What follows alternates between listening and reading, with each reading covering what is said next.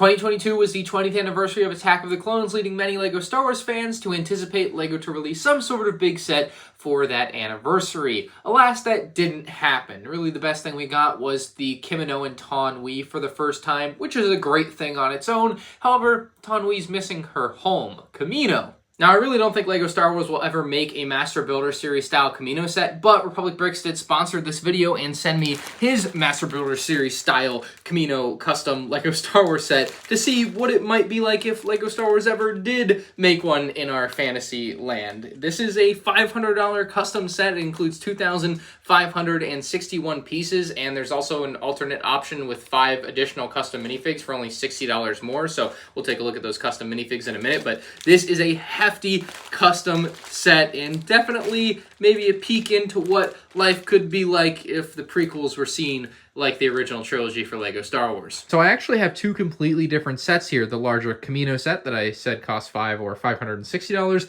and there's actually the smaller landing pad with Jango Fett Slave 1 that costs just $150, and I say just in comparison, $150 still isn't cheap. Now this one, unlike the larger set, does not have an option for minifigs. I certainly think the option could be nice, however, I'm not a huge fan of the Clone Army Customs Jango Fett helmet, so it's honestly no love lost on not having the figure available in the smaller set. Now the Slave 1 may look familiar because it's actually a recolor of the Master Builder Series Slave 1 from 2018, and getting a recolor of that Slave 1 to Jango's was highly requested by fans, ultimately didn't happen, and in 2019 LEGO released the 20th anniversary Slave 1, people hoped they would recolor that, they didn't, and then in 2021 they released another Boba Fett Slave 1 that people were hoping they would recolor into Jango's, and they also didn't do that. So that's 3 Boba Fett Slave 1s in the span of 4 years instead of any Jango Fett Slave 1 at all. It's quite sad. But that is exactly what makes potentially buying a custom one make sense in this case. And it is a nice recolor, you know? It's exactly what you would want. You know you're getting a quality build because it's the exact LEGO build.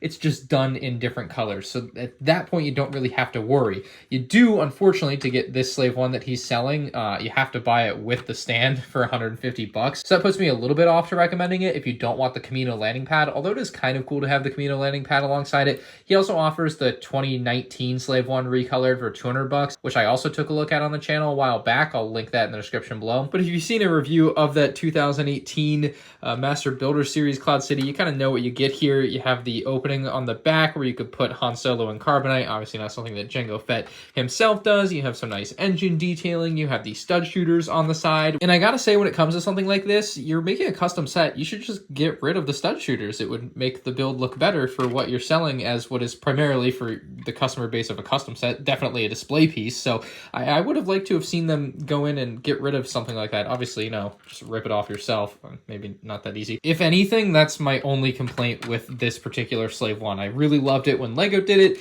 and it looks great here as a custom model. Now, when it comes to the landing pad, I actually think of the 3 landing pads we're going to look at in this video, this is actually the best one. It is modeled after the Skywalker saga, so you do have the lights that look more similar to what you see in that video game, and the landing pad is very spacious.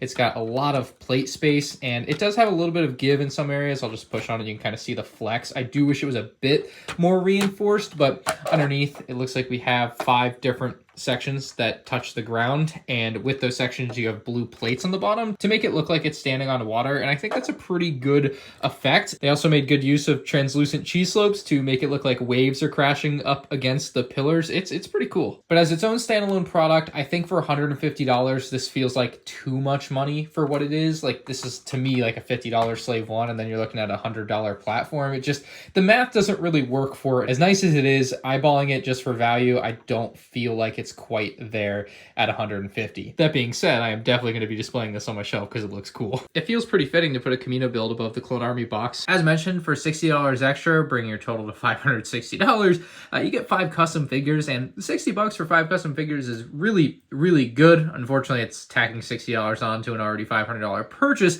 However, you get a Phase 1 Echo and 5s, a Clone Wars Anakin, a Clone Wars Obi-Wan, which I think are the 2 figures actually worthwhile here, and the Jango Fett, with the goofy looking bobblehead helmet from Clone Army Customs. Yeah, just like the 212 helmet sucks for LEGO, the Mandalorian helmets suck for Clone Army Customs. Perhaps the bright side is when you go to use the rangefinder here, it doesn't just immediately fall out of the helmet, so that's a big plus. A downside I found with the Jango Fett 2 is that the helmet doesn't come off of the head all of the time. It is a nice jetpack though. Clone Army Customs makes those nice jetpacks, so there's the upside to it, I suppose. And it's 360-degree printing on some of these guys. They are nice, you know, quality UV prints. Still kind of fading at the top of the clone arms though. That's why I said I don't really care too much for them, and like the color doesn't always match with the Clone Army Customs helmets to whoever does like printing. In this case, obviously Republic bricks, like the blues don't perfectly match, so I always find that to be weird. I still think the Anakin, the Obi-Wan, very nice. Jango Fett, mixed bag. If you're into the helmet, you're into the helmet. I'm just not, and if you're gonna buy this set, I wouldn't recommend spending the extra money. Now we'll get in close with the 2,561 piece Master Builder Series Kamino set, and this is a pretty tried and true Master Builder Series Kamino set, complete with interior, which we'll get to. But the first thing I got to talk about is how does this work for a display set? Because most people that buy Lego sets, especially custom ones, are going to end up displaying them in some way, shape, or form. And this thing actually looks really good for display. I'm really impressed with it. I actually would love to have it on display. The problem is, like, you have to have such a large space to display it. So unless you have like specific tables to have something like this on, it's a hard sell just because of its size. And that can go for a lot of real Lego sets too, like the UCS Razor Crest or Star Destroyer or Millennium Falcon. You have to have a specific spot for this sort of thing. So if you're willing to set aside the space, then I think you could consider the type of purchase that this would be. But ultimately, like in my room with my current setup, I would have nowhere to put this. It doesn't fit there. It's not going to fit on any of those. And it's like, well, where do I put this? I have to get something special for it. And that is definitely a barrier to entry for some people. We'll start out with a landing platform that has Jango Fett Slave 1 on it. And it's the same exact Jango Slave 1 model. So we'll just get that out of the way so I can show you the landing platform. It's got a circular design in the center with separate black markings on the top. And it's got plenty of Lego studs to place figures. But this one, I don't feel like is as strong. As you can see, it'll flex pretty hard to one side or the other depending on where I tap on, and that's because it only has the singular base in the middle, which does look better for your display. It's just a less sturdy platform. However, I do wish it was that same landing platform that you could buy separately for $150. It would just make more sense to me.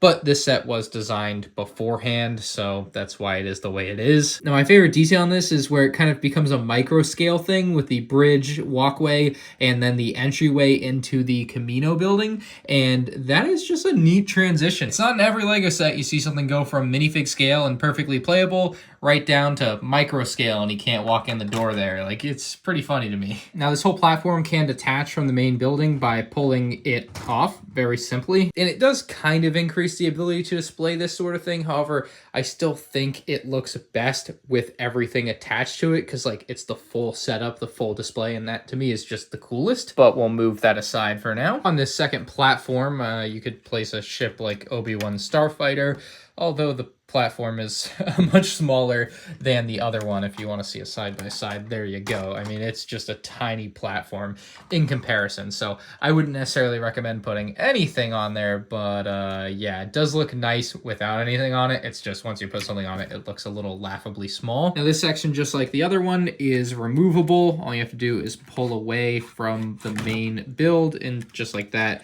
you have the platform on its own. It's got a pretty large base, and it's made to look like water again with waves crashing up against it. So yeah, it looks pretty good, and it's actually a pretty intricate design for a landing pad there. It creates a bit of an oddity where some of the parts feel really tight. I don't know what the best way to say it is, but some of these feel oddly tight. It's a pretty neat section and definitely necessary to make this whole model look complete, although I don't really have a function for it. Like, it's not going to hold a ship, you know? Now, the big brown monster Kraken looking thing is actually a Trident class assault ship, I believe, from the Clone Wars there. And you have the beak that's kind of breaking its way, or at least it looks like it's breaking its way into the Kamino build. It's got a couple of eyes, and it's really got a great shape, but it's a custom build, and the quality is not quite Lego quality as far as the strength goes. This was one of the most frustrating things I think I've ever built on a custom set. These like brown like wedges do not want to stay where they are right now. I'll pull this whole thing off.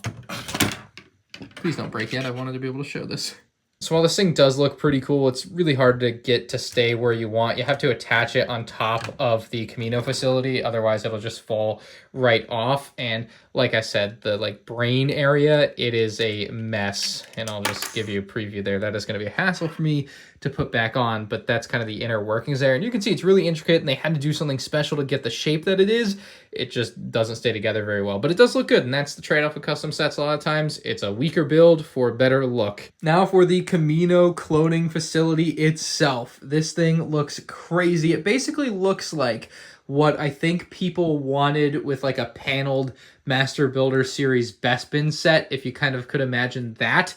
That is what I feel like this build looks like. Obviously, it's based on Kamino, but it definitely also has that vibe to it. It's got some variation at the top of the build with like antennas and stuff, but otherwise it's pretty smooth all the way around. There are some gaps in the panels, more or less unavoidable. And then as we look underneath, we'll see the pillars holding it up out of the water, and everything else underneath is just straight up blue. It is a lot of blue. We have the cheese slope waves used again, crashing into those pillars to create kind of a nice white top effect. And what you'll notice is I try to spin the thing around, the middle section becomes dislodged, and that is for pretty good reason, because if you want to pick the model up, you actually don't want it all to be connected to itself, so it kind of has an easy breakaway connection to the, I don't know, outer shell versus the interior play. So we actually pulled this whole section here off for the roof, and then we have our interior play space. We'll start with that breakaway connection though. You can see really simple. It's going to be two studs there connecting there, and so it connects like so, and so it can just be kind of held in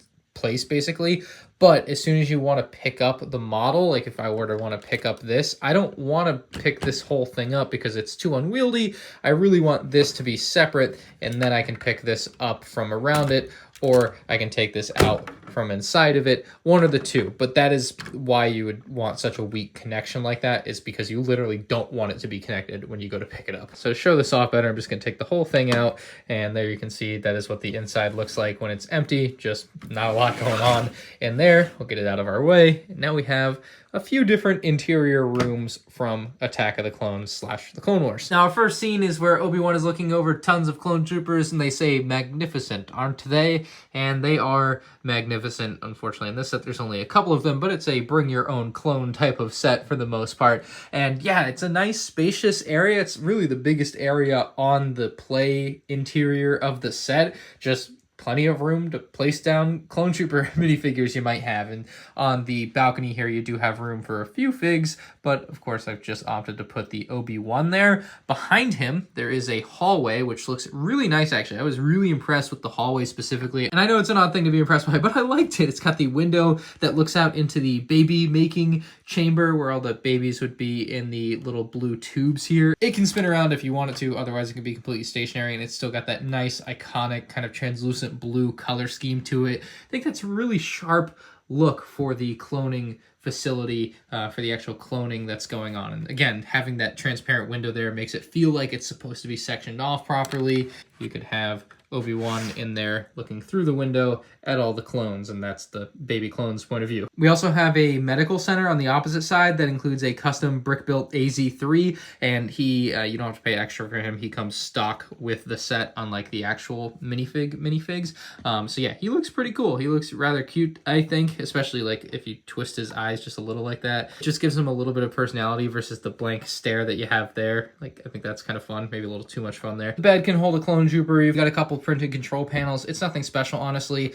The platform does have a little bit of give to it, but overall should be strong enough for normal use. As long as you're not going crazy on this thing, you shouldn't break it. And then we also have kind of these sleeping pods here, which I thought were odd, but also kind of neat. It's just bunks for your clone troopers, basically. That's what the inside looks like. Really a whole lot of nothing but white. But you should be able to fit a clone trooper in here. Let's find out. Yep, clips right in like it's supposed to. So that's kind of a nice little extra section, although I don't think it's super aesthetically pleasing. You just have a ladder that leads down to some crates and just more white space. That's kind of nothing to me there. So that is the interior of your Master Builder Series Kamino build. And certainly if this was an official LEGO set, I would expect more out of it play-wise. I personally am of the opinion that sets like this, and as much fun as it is to like take a look at this to review and see what kind of fun features the designer packed into this sort of thing, I am of the opinion that if I was spending my own money on something like this, I wouldn't want this play section on the inside because I display my stuff. You know, like this to me is just wasted money. In my world, you know, there would be just a pillar here that held up your roof, and then you would just have like the exterior of it, and I don't need any of the fancy interior stuff. But I also definitely see where Republic Bricks is coming from with adding this sort of interior play functionality, because, and I think it was a detriment in a set like that UCS Venator there, you get a lot of comments of people asking for interiors on sets that don't need interiors. You know, you look at a set like the 2019 UCS Imperial Star Destroyer, shouldn't have an interior, and LEGO designers didn't give an interior. But one of the top complaints about that set was that it didn't have an interior. And I was like, but this set doesn't need an interior. It's not that type of set. Yet people want an interior. And that's kind of where I think Republic Bricks gets the idea that all of these sets should have an interior, is because when they don't, people ask for it. So I get it. I just personally wouldn't have it there if I was designing the sets, but I'm not. I'm just reviewing them. And I should say before I put this all back together that this like external skeleton is pretty basic. It's just kind of bricks, no Technic, and definitely in some places I feel like lacking reinforcement. Like this sort of stuff can just kind of fall off easily. Now it's not the end of the world to put it back together. Like it goes back together just fine. But at the end of the day, it is something to be aware of, that it's not like the most sturdy build you're ever going to buy, but that should go for all custom sets. I think a lot of them make massive sacrifices in the sturdiness department in favor of looks. Although I'm sure the gaps will get some comments, I think the gaps are within an acceptable margin. Unless you want to dump time into designing and building your own from scratch, this custom Master Builder Series Kamino might be a decent pickup for you if that's the type of build you're looking to spend $500 on. It definitely feels like it's worth the money as far as the size of the thing for custom sets. It just comes down to whether or not you love Kamino enough or not. And at the end of the day, I don't think I would personally spend $500 on this, just because I feel like I would want it without the interior for $100 less. That's like the perspective I would take on it. But if you're into the interior stuff, then that interior is not too bad. It's definitely not the best thing I've ever seen, but I think given the space that they have, they filled it out pretty nicely. I think the best option for Kamino display lovers from Republic Bricks would be to perhaps hold out for a set like this to go even cheaper. I think something like this at about $100 would be an amazing pickup. I just think $150 is too much for what you're getting here, because if you look at this as $150 and then you have this whole thing for $350, it just feels like $150 is too much. I'm kind of using it like that, and it just doesn't quite work out math-wise in my head like I mentioned earlier. But these are some amazing Kamino sets, and definitely gives us a glimpse into how cool official LEGO sets for this sort of stuff would be. Unfortunately, I just don't really ever see LEGO tackling something so huge for Kamino with LEGO Star Wars. If you find yourself interested in picking up either of these two custom sets, definitely check out republicbricks.com for these and many other custom LEGO Star Wars sets and minifigs. And you can use code M&R on there for an additional 5% off. It'll definitely help you out if you plan on buying something. But this has been my custom Master Builder Series Kamino review. Let me know what you think of it in the comments section below. Leave a like if you enjoyed, and you can check out more Republic Bricks custom LEGO Star Wars sets on the end screen now.